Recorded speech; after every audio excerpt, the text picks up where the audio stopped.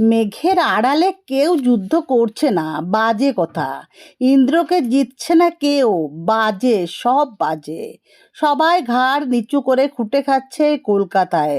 সব রত্নাকর ঘুরছে স্ত্রীপুত্রকে খাওয়ানোর কাজে। তার মধ্যে পেয়ে যাবে দুটো চারটে দুর্বল বাল্মীকি। তাকত ছিল না যজ্ঞ রোদ জল হাঁকিয়ে খেলবার। বীরেরও মাথায় কোনো চূড়াফোড়া নেই। ওই দেখো, বাসে ঝুলতে ঝুলতে যাচ্ছে মেঘনাদ গৌতম হালদার। স্টেজে ওকে ছেড়ে দাও, দেখতে পাবে করিশ্মা তখন। ও তখন অন্য লোক। কিন্তু রোজ বাসে ঝোলা, কিন্তু রোজ ফেরা অফিস থেকে পা চেপা কনুই মারা বসা ওঠা মন রাখা বসের নাজেহাল এই যুদ্ধ মেঘ শীর্ষে করি না প্রত্যেকে। আজলায় মাসের শেষে মাইনে ওঠে, তাতে কি হয়? আমার যা হয় ওর তাও তো হয় না।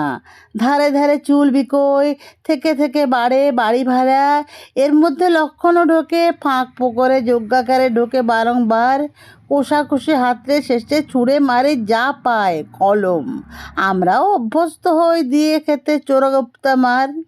কবিরও মাথায় ওঠে 5 রকম নতুন শিরোপা, কাঁধে কিন্তু সেই ঝোলা, পরিধেয় পাঞ্জাবি ঝলঝলে। স্কিপিংয়ে তাকে চিনতে পারছো? ফেরিওয়ালার ছেলে, এক ফেরিওয়ালা বলে। শব্দ ছন্দ বিক্রি করে সে পেট চালায়। তার মাথায় বিদ্যুৎ ছোটা দেখতে পাচ্ছ না? তোমার চোখ নেই তাহলে বন্ধু, চোখ নেই তাহলে। চোখ থাকলে দেখতে পেতে। আরে বাবা, বিদ্যুৎ ছোট না, দেখতে পেতে সাহসও গেরিলা সঙ্গী। Loan, PF, metro, auto, school college হাউসিংয়ের পিছনে এখনও লুকিয়ে এসে ধরে আছে দম। বেরোবে সময় মতো। তার সামনে পড়লেই জারজুরি সব খতম।